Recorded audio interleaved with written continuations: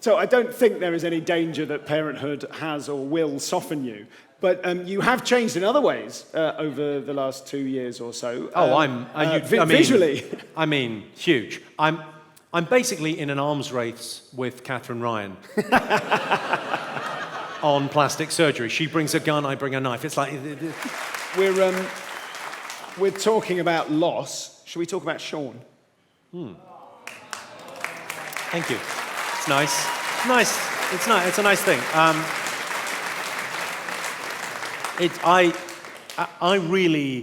It really reminded me of when my mother died. And I suppose there's a part of Sean that's kind of was a father figure. He was 10 years older than me, and he was an incredibly important figure in my life. And it wasn't until he died, really, that I acknowledged that I was sort of in a double act on TV. With him, we did like over 250 TV shows together. And I don't think anyone really made me laugh like him. And I think I've given it quite a lot of thought, obviously. I mean, after he died, the next day I was in bits. I was just, crying a lot and watching videos and laughing and crying and whatever, as you do. And then it really hit me the second day, physically. I got really sick. I got like a flu. I thought it was fucking COVID. And then I lost my voice. It was like my voice was really croaky. And I went to see this physio guy called Fabby, my physio guy. And I said, I've lost my voice. And he said, what's going on? And I said, I'm recently bereaved. He went, oh, right, yeah, that happens a lot. Yeah. You lose your voice because you've got nothing to say. Oh, man.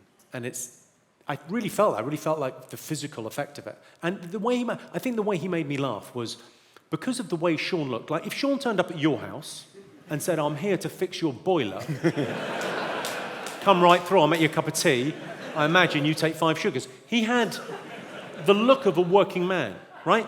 So but he was doing this very delicate, sort of flight of fancy, surreal comedy.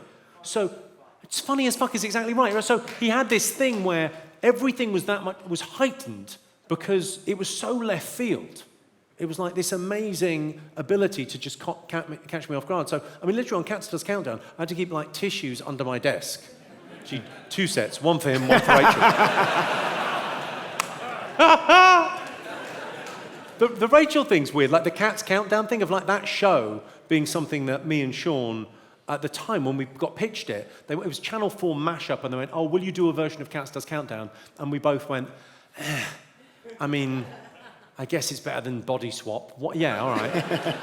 So we agreed to do one. We made it 45 minutes long, the first one, and we thought, well, we're going to run out of idea after 20 minutes, but fine.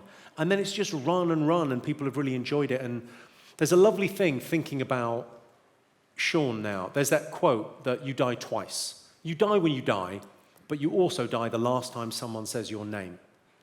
And it feels like with all that stuff, all of his comedies out there, and people share it, and they still enjoy it, and they still laugh, and it feels like he's still with us. Yeah. Yeah. It's nice. It is a nice thing. Lovely.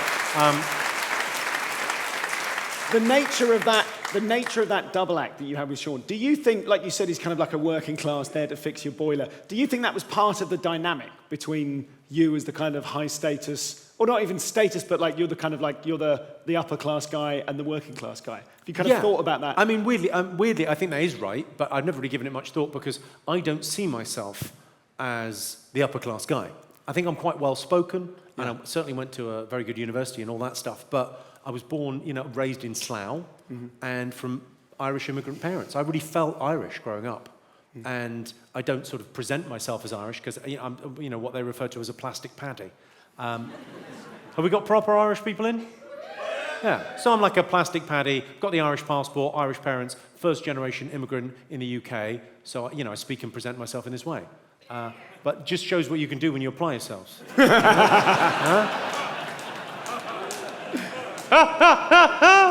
Before we move on from Sean, can you tell us, can you give us a little bit of the inside story of Carrot in a Box? Sure. Picture the scene, the Cats Countdown. No, it was the Cats office, right? The regular 8 out of 10 cats. And we were doing a Christmas special, and we had made, I think, 20 episodes that year, and we were out of idea. And someone said, we've got this idea for a game show. They thought it was going to be an ITV game show called Carrot in a Box. They were, like, clearly on something. And they went, well, we could play that. It's Christmas, why don't we play games? And they pitched it to me and John Richardson and Sean Locke, and me and John went, I don't really think there's anything in it. And Sean went, we should do that. And then he did, and not only did he win, he psychologically destroyed John. I mean, ruined him, absolutely ruined him. I mean, it's such a fun show to make. I mean, obviously, I get asked all the time about Rachel on the show, which is an odd. Yeah, this is Bloody what I hell. get. I'll be in a hotel or a bar, whatever, late at night. Guys won't even say hello to me. They'll just come up to me and go, "Have you fucked Rachel Riley?" And you go, "Dude, yeah." But you've got to promise not to tell her. She just thinks she gets sleepy when she drinks. That's a joke, obviously. The thing with Rachel is we're legit really good friends. So whenever I write a joke about her or do a joke about her on stage, I always call her and go, all right, Rach, how's Pasha? How's the kids? All right, yeah? I've just written a joke about you. Go on. Aww. It's about how I'd fuck your dad. I'm kind of glad, She's I'm kind of so cool. relieved to know that she's on board with it. Oh, she's totally cool, you know. Actually, so is Susie Dent's great on the show as well. I mean, Christ, she can take a joke. Something people in the UK might not know. We've all seen you like sort of judging Roast Battle on TV in the UK, but something people might not know is that you are kind of feared throughout Northern America as the undisputed champion of roast battles at the at the Montreal Comedy Festival. Every year they do like a sort of tournament, an invitational roast battle, and people quake in their boots. What's your secret to writing the perfect roast? What's the plan of attack? I mean, so I like that. I mean, there's Roast Battle at UK here, which is a really fun show to do, but it's kind of not about them.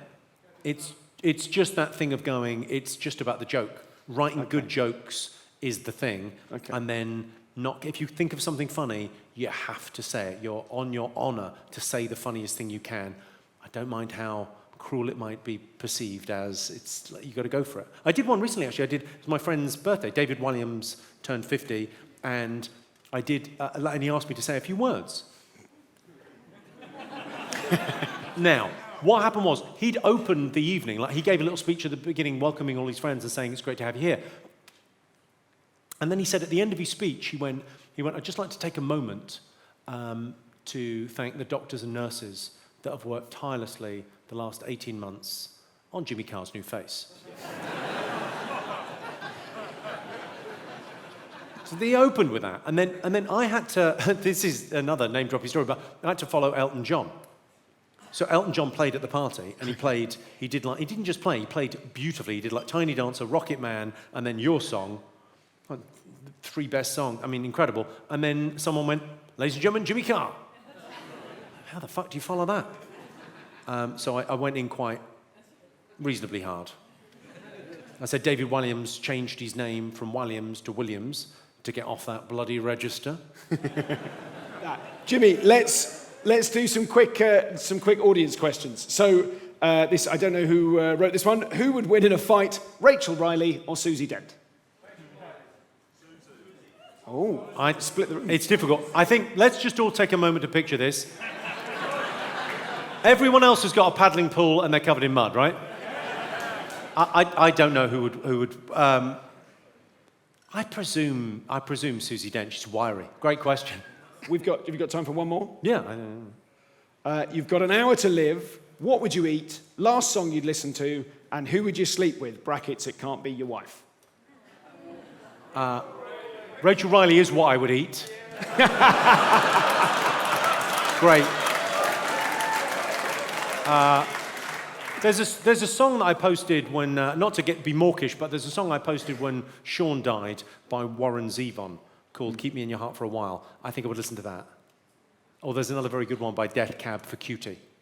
Which one? Called I Will Follow You Into the Dark. Yeah. That's a good... If you've got an hour to listen to that, have a good old cry, and then, bunk the missus. Great. Rachel Riley again. Yes, okay. I told you, people are fucking obsessed. Stuart Goldsmith, everyone. Thank you very much. I hope that was fun. Thanks, man. Thanks a lot. I really appreciate it. Thank you. Great. Ta-da. Thanks, everyone. Cheers. Good night. Hello, I'm Jimmy Carr, and I'm announcing a new tour. It's called Jimmy Carr Laughs Funny, because, you know, I do. I go to jimmycarr.com for dates and tickets, and then, you know, I guess buy a ticket and come and see the tour. I laugh funny, so can you. Come and see me.